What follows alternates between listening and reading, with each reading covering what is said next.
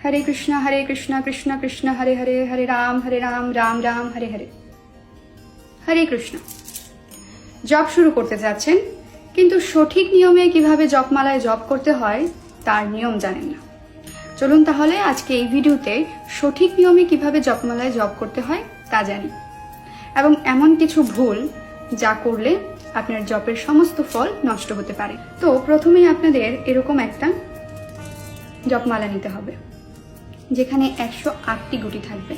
আপনারা যেখান থেকে জপমালা কিনবেন সেখানে অবশ্যই গুটিগুলো গুনে নেবেন যে 108টি রয়েছে কিনা। তো মূলত এই জপমালা তুলসী কাষ্ঠের হয়ে থাকে, কিন্তু যারা আমিষ গ্রহণ করে থাকেন বা নতুন অবস্থায় রয়েছেন তারা নিম কাষ্ঠ বা বেল কাষ্ঠ দিয়ে তৈরি জপমালা ব্যবহার করবেন।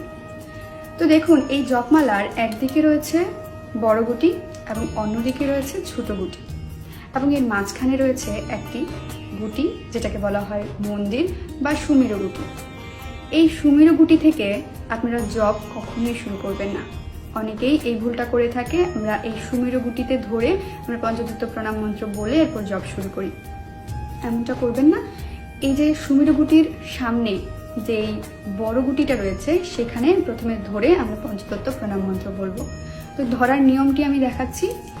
এই যে মধ্যম আঙুলটি রয়েছে সেটার উপরে আমরা সেই গুটিটা রাখবো, রেখে এই যে বৃদ্ধ আঙুলটি রয়েছে সেটা দিয়ে এই গুটিটা আমরা ধরবো, এবং এই তর্জনী আঙুলটা আমরা সাইডে রাখবো। এই তর্জনী আঙুল কখনোই আমরা জপের সময় ব্যবহার করব না।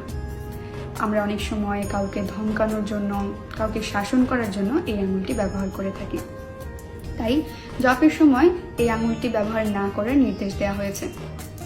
তো দেখুন, প্রথমে এখানে ধরে এই প্রথম বড় গুটিটাতে ধরে আমরা পঞ্চতত্ত্ব প্রণাম মন্ত্র বলবো।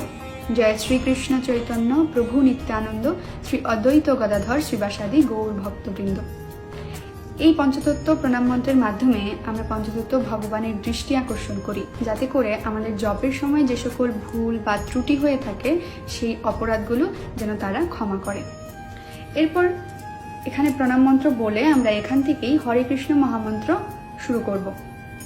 হরে কৃষ্ণ কৃষ্ণ কৃষ্ণ হরে হরে, হরে রাম রাম রাম হরে হরে বলে এই গুটিটা টেনে দ্বিতীয় গুটিতে যাব। সেম ভাবে আবার এই গুটিতেও আমরা হরে কৃষ্ণ মহামন্ত্র উচ্চারণ করে সম্পূর্ণটা উচ্চারণ করার পর 3 নম্বর গুটিতে যাব। এভাবে 1 2 3 4 5 6 করতে করতে এসে আমরা 108 নম্বর গুটিতে আসব।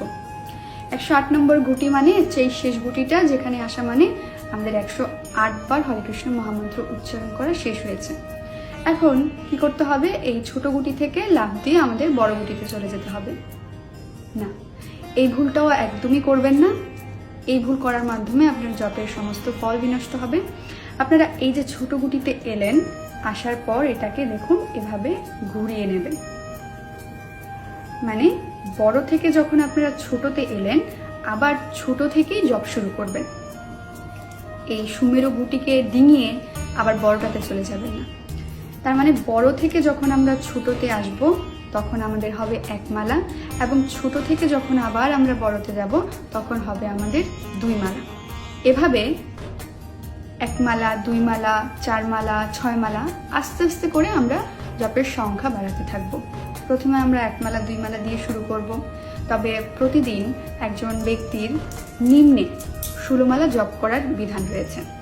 তো প্রথমেই আমরা 16 মালা করতে পারবো না, আমাদের একটু সমস্যা হবে।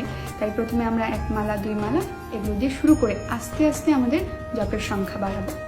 এবং আমরা যেই ভুলটা করে থাকি যে জপের সময় আমরা অনেকে হরে কৃষ্ণ কৃষ্ণ কৃষ্ণ হরে হরে, হরে রাম রাম রাম হরে হরে এরকম করে জপ করি। এটা একদমই ভুল। আমরা একটা গুটিতে একবার হরে কৃষ্ণ মহামন্ত্র সম্পূর্ণ শেষ করে তারপর আরেক গুটিতে আগাবো, নচেত আমাদের জপের কোনো ফল হবে না। এবং যখন আমরা জপ করব এভাবে খালি হাতে খোলাভাবে আমরা কখনোই জপ করব না। আমরা এর জন্য একটি জপথলি ব্যবহার করব, যেখানে এই জপথলিটির ভেতরে আমরা এই জপমালাটি রাখবো। রেখে এই যে আমাদের তর্জনী আঙুলটি রয়েছে, যেটা আমরা বলেছিলাম বাইরে রাখার কথা, মানে আলাদা রাখার কথা, সেটা আমরা এই যে দেখুন জপথলির যেই একটা ছিদ্র থাকে, প্রতিটা জপথলিতেই থাকে, এটা এখান দিয়ে এই তর্জনী আঙুলটি বের করব। এবং যেভাবে দেখিয়েছি ভেতরে এই আঙুলটি নিচে রেখে বৃদ্ধা আঙুলটি উপরে রেখে এভাবে জপ করা শুরু করব।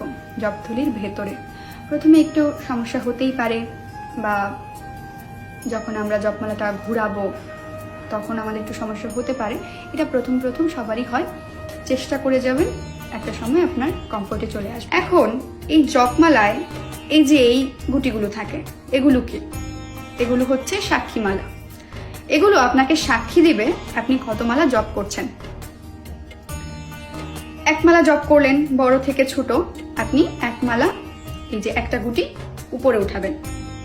আবার ছোট থেকে আবার বড় করলেন, তখন আরেকটা গুটি উপরে উঠাবেন। এভাবে আপনি দিনে কত মালা জপ করছেন এখানে এই সাক্ষীটা আপনি রেখে দেবেন। যখন আপনার 16 মালা হবে সবগুলো উপরে তুলে ফেলবেন। 16 হয়ে গেল। আপনি যদি এক্সট্রা আরো করতে চান, দিনে অনেকে 64 মালাও করেন, তখন এখানে যে 4টা গুটি রয়েছে সেটার মধ্যে একটা 16 হলে আমরা একটা গুটি উপরে টানবো। আবার এগুলোকে নিচে নামাবো। আবার যখন 16 হবে, দ্বিতীয় 16 যখন শেষ হবে, সবগুলো গুটি উপরে চলে আসবে, তখন আবার এই গুটিটা উপরে টানবো। এভাবে আমাদের 64 মালা আমরা শেষ করে থাকি। তো এভাবে প্রতিদিন কমপক্ষে 15 মিনিট আপনার নিজেকে সময় দিন। 2 মালা জপ করতে মিনিমাম যে কোনো কারোরই 14 থেকে 15 মিনিট সময় লাগার কথা। তো আপনি আপনার পরিবারকে এত সময় দিচ্ছেন, আপনার সন্তানদেরকে এত সময় দিচ্ছেন, আপনার নিজের জন্য এই 24টা ঘন্টার মধ্যে 15 মিনিট কি সময় হবে না?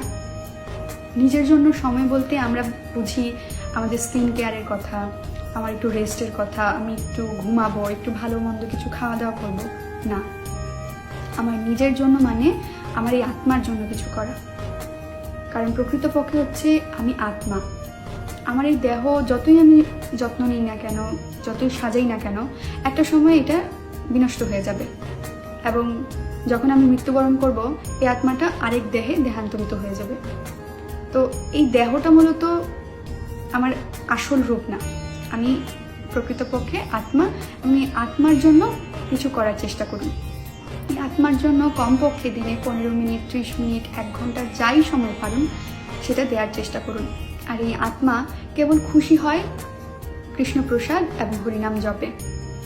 কারণ শ্রী চৈতন্য মহাপ্রভু এই কলিযুগে এসে আমাদেরকে দেখিয়ে গেছেন কিভাবে জপমালায় জপ করতে হয়, কিভাবে আমরা কলির জীব উদ্ধার পাবো, আমরা কিভাবে পরমেশ্বর ভগবান শ্রীকৃষ্ণের চরণে আশ্রয় গ্রহণ করতে পারবো কেবল এই জপের মাধ্যমে।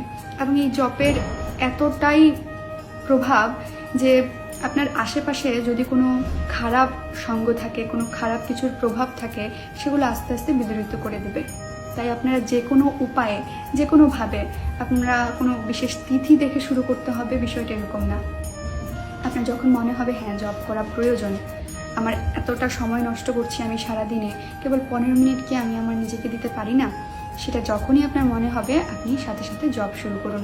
এবং আপনি খেয়াল করবেন এই জপের মাধ্যমে আপনার আশেপাশে থাকা অনেক নেগেটিভ প্রভাবগুলো আপনার থেকে দূরে যেতে শুরু করবে। আপনারা দেখেই থাকেন এই জগৎ কতটা অনাচার, অবিচার, দুঃখ, যন্ত্রণায় ভরে আছে।